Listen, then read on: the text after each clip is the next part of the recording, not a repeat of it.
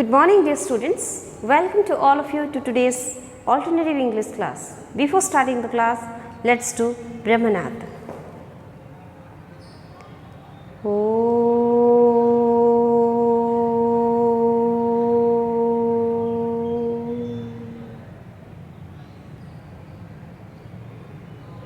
Om Santi Santi Santi. Open. So dear students, today in this class we are going to read section 3 of the chapter Modesty, written by J.B. Presley. But before it, let's focus on few points of unit 1 and 2 lesson. In the very beginning I have told you regarding two ladies in unit 1, and what was that? That was Mrs. Pearson, Mrs. Annie Pearson and Mrs. Fitzgerald. Remember one thing, Mrs. Annie Pearson, George Pearson, Doris Pearson, Cyril Pearson, they were a family. Wife, husband, daughter and son. Okay, Doris is the daughter, Cyril is the son. And here, as I told you, that personality means the personality of the two ladies, Mrs. Pearson and Mrs. Fitzgerald, was completely different. Mrs. Fitzgerald was quite shy-natured. She was nervous and she was being dominated by each and every one of the family. But Mrs. Fitzgerald was just the reverse of it. She was a witch-like character. Okay, as if she knows black magic. She can speak the fortune. She was a very good fortune teller. But here, her personality was focusing something sinister. Okay, something which is not good. But still, she was not a bad lady. Understand it. Because she has tried her level best to change the life of Mrs. Pearson, because Mrs. Pearson, she was taken for granted by each and every member of the family. She was not getting respect. No one was asking about her welfare. All were coming home and going back. They were having their lunch, dinner outside. They were they were treating the mother, treating Mrs. Pearson as the servant of the family. She was not having any respect in the family. That notion, that status was tried to be changed by Mrs. Fitzgerald. So what did she do? She just tried to change the personality of Mrs. Pearson and herself. It means the body will remain the same, the swiping of personality, the personality will be changed. Means Mrs. Fitzgerald will speak like Mrs. Pearson. Now Mrs. Pearson will speak like Mrs. Fitzgerald. Understood? So here, what did she do? She changed the personality because she wanted to teach a lesson to the family members. They wanted to teach them that they should not take their mother for the granted, but they should behave her equally, because she was also working only in the home. And in the meantime, it was told in unit 1 and unit 2, she had to deal with Doris and Cyril. They both were coming, and Doris was asking to the mother, either my yellow silk is ironed or not. But the mom said, no, I forgot it, I didn't do it. Then Doris was putting more emphasis that why didn't you do it? And now she got a very good treatment by her mother. And when Cyril also came, he was also being behaved in the same manner. Understood? Because this was not the personality of Mrs. Pearson who was speaking, this was the personality of Mrs. Fitzgerald who was speaking to Doris as well as to Cyril. Okay, and now they both were waiting for the father to come, so that either he is going to be behaved in the same way or not. Okay, now let's go to section 3. So here what is mentioned, now Mrs. Fitzgerald, he entered to the house, and Mrs. Fitzgerald, she has left the house, and now Mr. Pearson came to the house. George Pearson enters left. He is about 50, fundamentally decent but solemn, same important, pompous. He was to some extent a proudy man. He was giving importance to himself only. Who? Mr. Pearson. Preferably he should have a heavy, slow moving type. He notices Doris's tear, and when he entered, he noticed that Doris is crying. George, hello, what's this? Can't be anything to cry about. Doris, throw sobs, you will see. So in the meantime, the daughter is crying and speaking, you will see. Okay, likewise she was speaking, because the father was asking his daughter, what's the matter, why are you crying?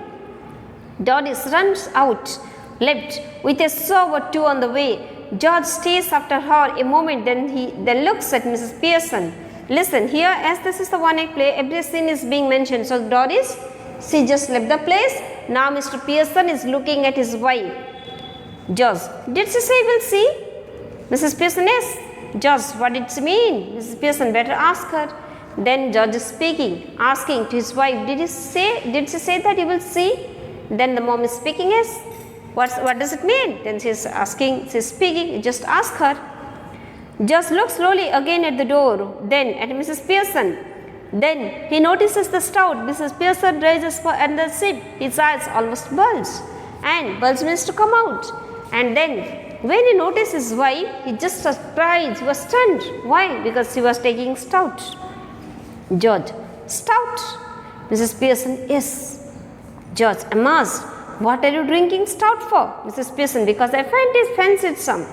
Judge, at this time of day?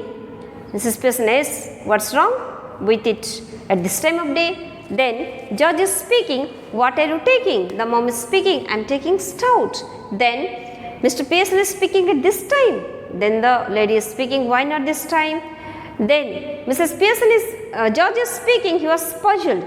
Nothing, I suppose, Annie, but I have never seen you do it before. Then judge is speaking, nothing, but I was surprised because I have never ever seen you doing this. Means I have never ever seen you taking stout. Means she was taking little bit liquor and it was never ever noticed because actually she was not taking. Now in her body there was the personality of Mrs. Fitzgerald, that's why she was taking stout, but it was not known to anyone.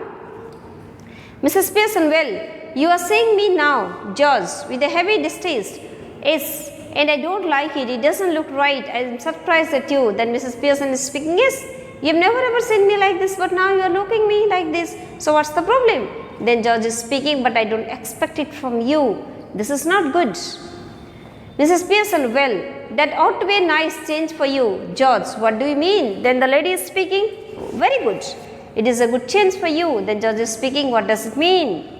Mrs. Pearson, it must be some time since you are surprised at me, Judge. Judge, I don't like surprises. I am all for a study going on. You ought to know that by this time, by the way, I forgot to tell you this morning, I won't want any tea. Special snooker match night at the club tonight and a bit of supper going, so no tea. Then Judge is speaking, Mrs. Pearson is speaking. Since a long time you have not been surprised at me, so right now you are surprised at me. Who is speaking? Mrs. Pearson is speaking. Then judge is speaking, but I don't like surprises. And judge is speaking that I am ready to go out and I forgot to speak you that don't make tea for me. In the morning I forgot to speak you not to prepare tea for me because there is a snooker match and after that there will be supper with tea. So there is no need of tea. Then Mrs. Pearson is speaking, that's all right, there is not any. Understood what does it mean? The husband is speaking, I am not going to take tea right now because I have to go and there is a snooker match in the club, that's why no tea and I will have my supper there only. Then the wife is speaking, okay, it's all right, there is no tea also. Judge astonished, you mean you didn't get any ready? Then judge is speaking, what do you mean? Does it mean that nothing is ready here? Mrs. Pearson, yes, and a good thing too, as it's turned out. Then the lady is speaking, oh, it's a good thing because you are not going to take anything and apart from this nothing is being ready today. Judge aggravated, that's all very well, but I suppose I wanted some.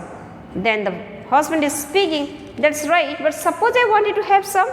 Mrs. Pearson, my goodness, listen to the man, annoyed because I don't get a tea for him that he doesn't even want.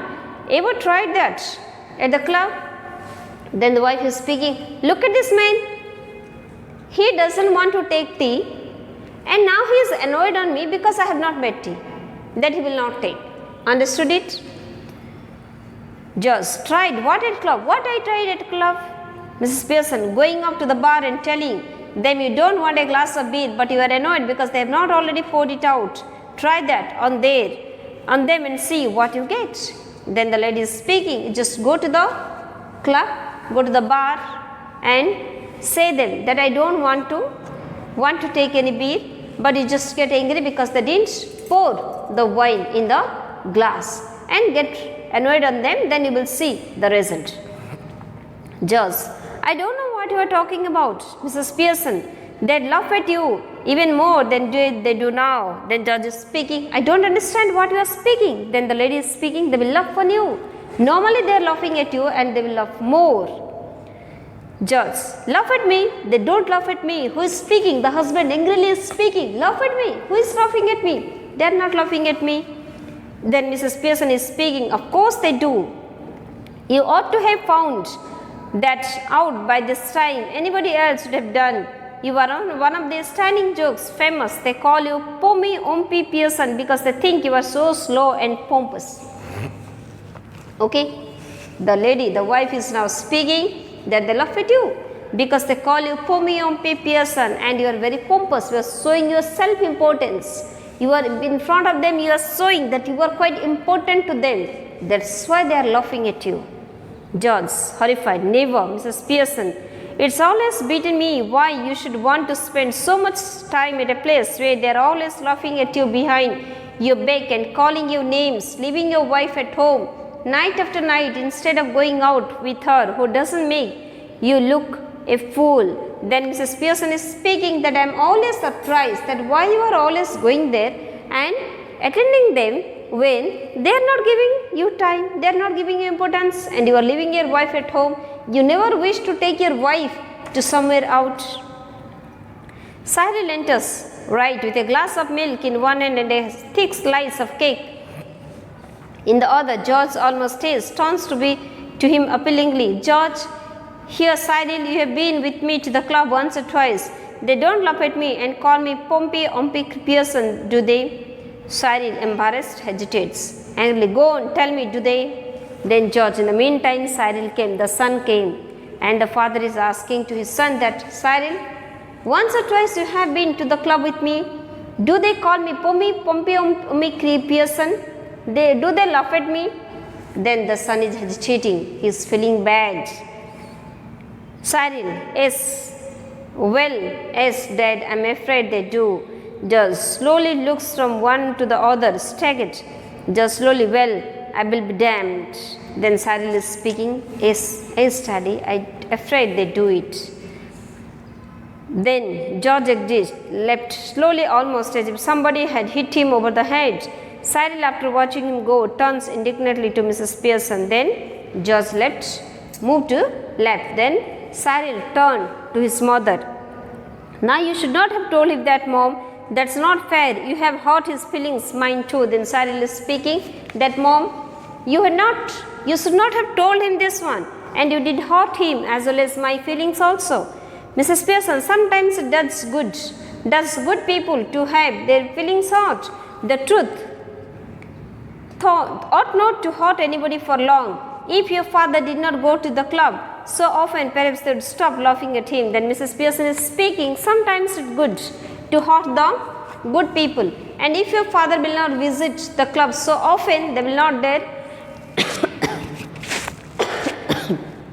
dare to call him like this. Cyril, gloomily, I doubt it, Mrs. Pearson, possibly you do. But what I doubt is whether your opinion worth having. What do you know? Nothing. You spend too much time and good money at greyhound horse races and dart tracks and ice shows. Cyril, sulkily, well, what if I do? I have got to enjoy myself somehow, haven't I? Then Mrs. Pearson is speaking that, why are you speaking so many things? Your opinion is not worth having because you are spending too much money, too much time in valueless things. Then Cyril is speaking that I want to enjoy my life. Mrs. Pearson is speaking, I would not mind so much if you are really enjoying yourself, but are you? And where is it getting you? Then Mrs. Pearson, the mother, is speaking, I also wish that you should enjoy your life, but think once, are you enjoying? Where are you going by doing all these things? There is a sharp hurried knocking heard of, and there was a knock. Cyril, might be for me, I will see him. Cyril hurries out left. In a moment he re-enters, closing the door behind him. It's that silly old bag from next door, Mrs. Pearson. You don't want her here, do you? Then Cyril just hurriedly is opening the door and closing the door and speaking, it's that old bag, old lady, that stupid fellow from our neighbor, Mrs. Pearson. I don't want her to enter to our home. Do you want? Then Mrs. Pearson sharply, certainly I do. Ask her in and don't call her a silly old bag neither. She is a very nice woman with a lot more sense than you will ever have. Then Mrs. Pearson is speaking. Don't call her old bag. She is having more sense than you have. Cyril just slept. Mrs. Pearson finishes her stout, smacking her lips. Cyril enters, slept. Ushering Mrs. Fitzgerald, who hesitates in the doorway. Come in, Mrs. Fitzgerald. Then in the meantime, Mrs. Fitzgerald is also coming. Mrs. Fitzgerald was having the personality of Mrs. Pearson. Now she is entering. Mrs. Fitzgerald moving to left corner anxiously. I just wondered if everything all right. Cyril said, no, it's not. Mrs. Pearson, of course it is. You be quiet. Then Mrs. Fitzgerald is speaking that I was thinking either everything is all right or not. Then Cyril is speaking, no, it is not all right. Then Mrs. Pearson is speaking, of course it is. You be quiet. Then Mrs. Pearson is speaking to her son, you just be quiet, everything is all right. Cyril, why should I be quiet, Mrs. Pearson? Because I tell you to, you silly, spoiled young pecan. Then here, the mother is speaking, the son is speaking, why should I be quiet? The mother is speaking, because I told you to be quiet, you silly boy, spoiled young pecan. Mrs. Pearson, protesting nervously, oh no, surely, Mrs. Pearson, civilly, now Mrs. Pearson, just let me manage my family in my own way, please.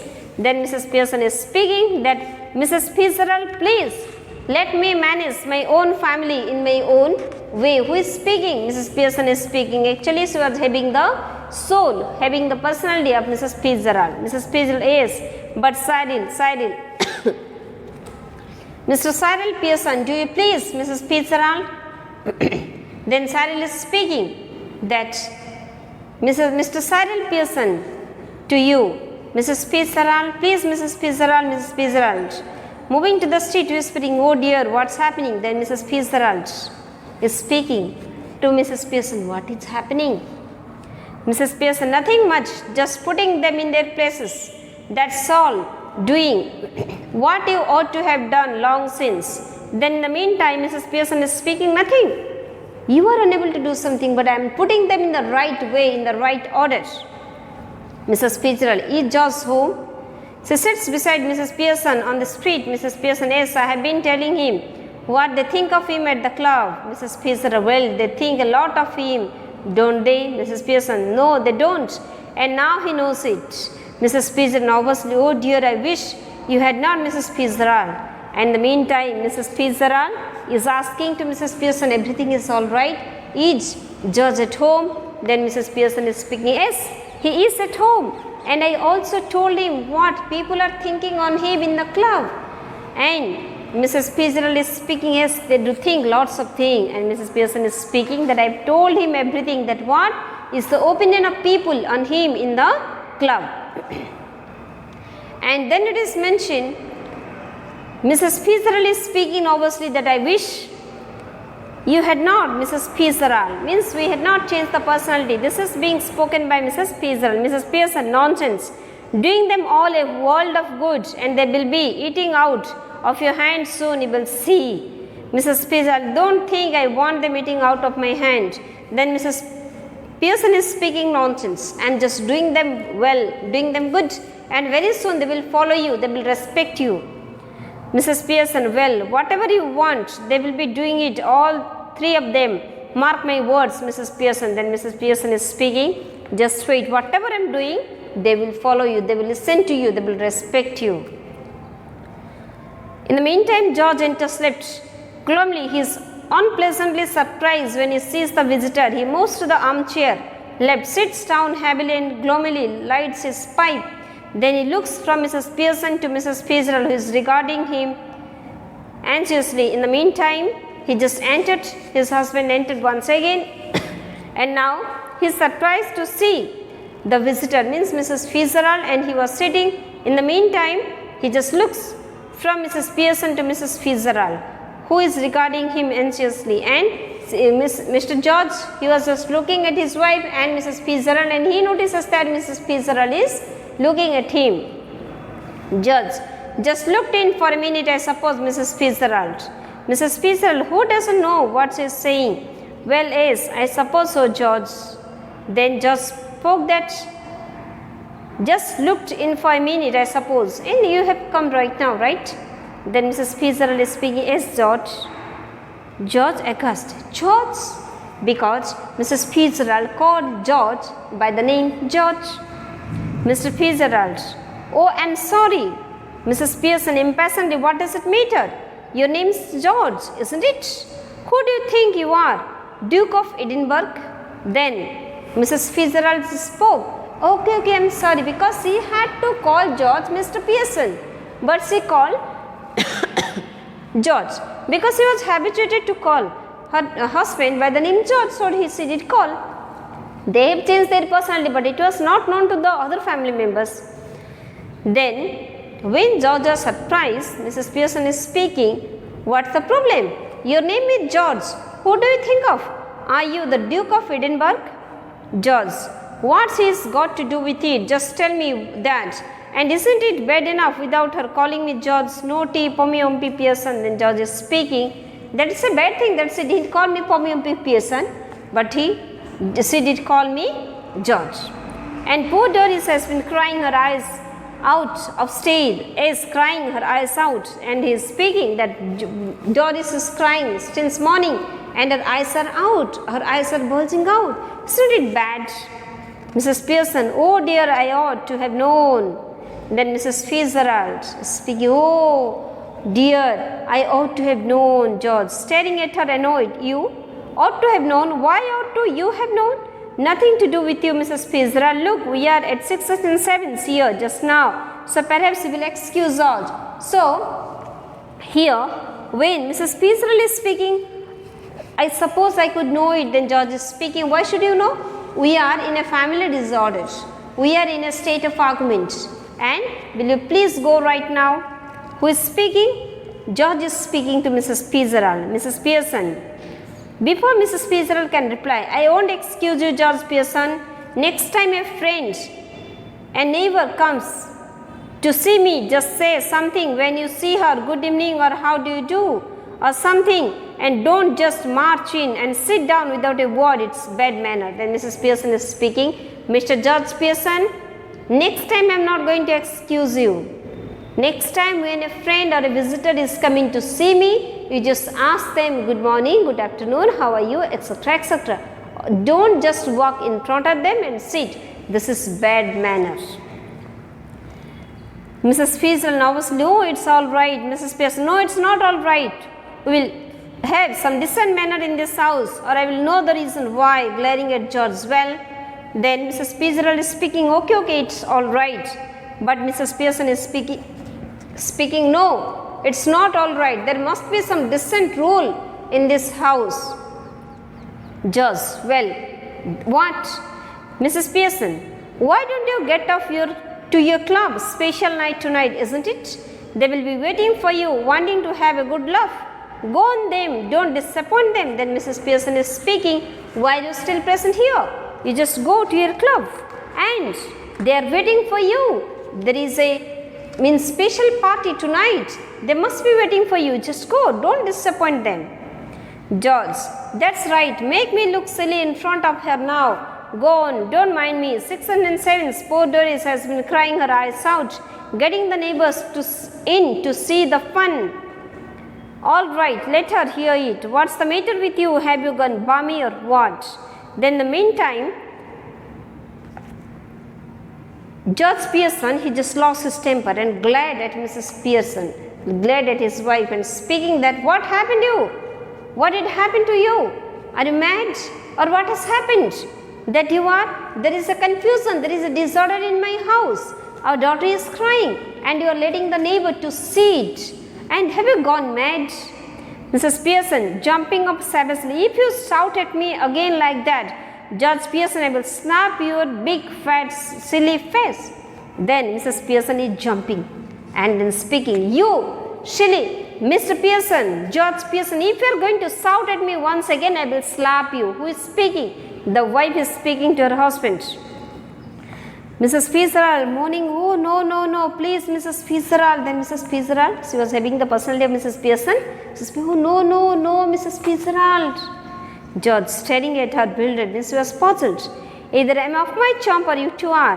How do you mean? No, please Mrs. Fitzgerald, look, you are Mrs. Fitzgerald. So why are you telling yourself to stop when you are not doing anything? Then George is speaking, either you are mad or I am mad. You are Mrs. Fitzgerald, then why you are speaking? Stop, Mrs. Fitzgerald, because you have done nothing. But you have done nothing. Tell her to stop, then there would be some sense in it. Staring at Mrs. Pearson, I think you must speak steadily. And then judge speak, just speak the same thing to Mrs. Pearson. She must have some sense on it. Mrs. Pearson, say that again, Judge Pearson. Then Mrs. Pearson is speaking. Once again, just speak it. George, all right, all right, all right. Then he moves. Doris enters left, slowly looking miserable. She is still wearing the wrap. Mrs. Pearson sits on the street. In the meantime, Doris entered and she was just wearing the same wrap. She was covering her body with a wrap and Mrs. Pearson was sitting on the big sofa. Okay. So here I have told you up to paragraph number 223. Okay. From line number 224 we will start in the next class. Understood? So here what is mentioned, listen. Here previously I have told you that Doris and Cyril, they were treated by Mrs. Pearson, who was having the personality of Mrs. Fitzgerald. Now George Pearson was also given a good treatment by his wife. Okay, you just read the text, watch the video. Any doubt, any problem you have, you just call me. Okay, so have a nice time.